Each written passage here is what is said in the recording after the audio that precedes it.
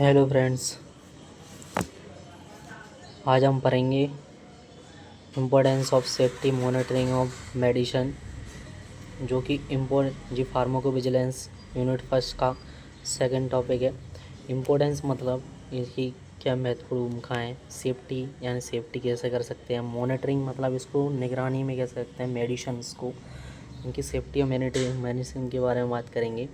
तो सबसे पहला पॉइंट होगा drug safety monitoring is the risk mitigation of exercise in which we adverse drug reaction ADR caused by medicine or drug device biological can explore the minimum and the prevention। मतलब हम इसको medicine device द्वारा या biological द्वारा या medical द्वारा इसको explore हो रही है उसको मिनिमाइज़ करना, कम से कम करना, उसको प्रिवेंट करना, सबसे पहले काम यही होगा हमारा।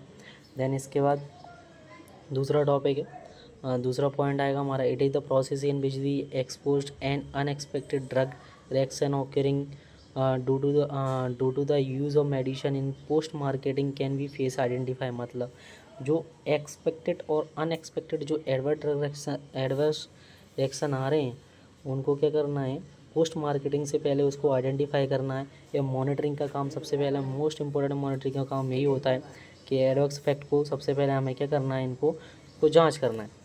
देन तीसरा, pharmacovigilance use the describe the process of drug safety monitoring and can be defined as the branch of science then carriers of out of activities related to understanding, assessment करना, detecting करना, prevention करना, adverse action करना। मतलब pharmacovigilance का हम use करते हैं describe करने के लिए, पता करने के लिए प्रोसेस को ऑफ ड्रग सेफ्टी या मॉनिटरिंग के लिए। And define the branch is science की है, फार्माकोविजिलेंस किसकी ब्रांच होती है, साइंस की होती है, जो carrier to out the active the relative active understanding करती है, समझती है, असेसमेंट पता करती है, डिटेक्शन प्रिवेंशन जो भी एडवर्स इफेक्ट आते हैं उसको प्रिवेंट करने के सही करने के लिए तरीके निकलती है। देन इसके बाद चौथा पॉइंट है, aim to primary reason to use to medicine ensure the patient safety those pharmacovigilance become the key expect to effective clinical care। मतलब जो प्राइमरी जो ADR आ रहे हैं उनको ही हम क्या करें, उनको डिटेक्ट करें, इंश्योर करें और उनको क्या करें, प्रिवेंट करें, असेसमेंट करें, अंडरस्टैंडिंग करें। इसका मेन पॉइंट ये होता है। देन पांचवा पॉइंट होगा हमारा,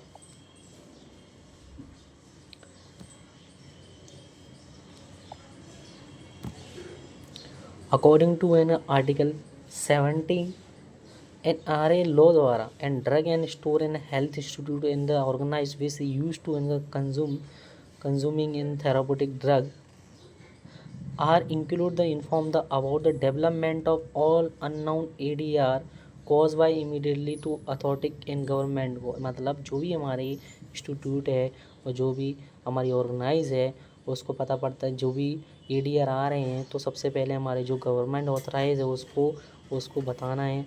अननोन जो ADR आ रहे हैं उनको पता करना है, उनके लिए सबसे महत्वपूर्ण काम होता है। देन दूसरा छठा पॉइंट, लास्ट पॉइंट है the for the process for ADR monitoring and according to and the international recommend to and the report from ADR registered to and develop to at the centre of the beginning to activity spread to and among to work and public health service. मतलब हमें सबसे पहले इसका काम ये होता है कि हमें पब्लिक हेल्थ वर्कर के लिए काम करना है, जो ADR आते हैं उनको रिकमेंड करना है, पता करना है और प्राइमरी पोस्ट होती है उससे पहले हमें पर हमारे पता करके उसको प्रिवेंट करना है, सही करना है। ADR इफेक्ट का या drug and monitoring and ADR importance का यही काम होता है। सबसे पहले हमें क्या इम्पोर्टेंस इसके लिए इसीलिए इम्पोर्टेंस है क्योंकि ADR यदि हमें सबसे जल्दी पहले पता पड़ जाएंगे तो हम उसको प्रिवेंट कर सकते हैं, अंडरस्टैंडिंग कर सकते हैं, रिकमेंड कर सकते हैं। यही हमारी फार्माकोविजिलेंस का टॉपिक है। Thank you all.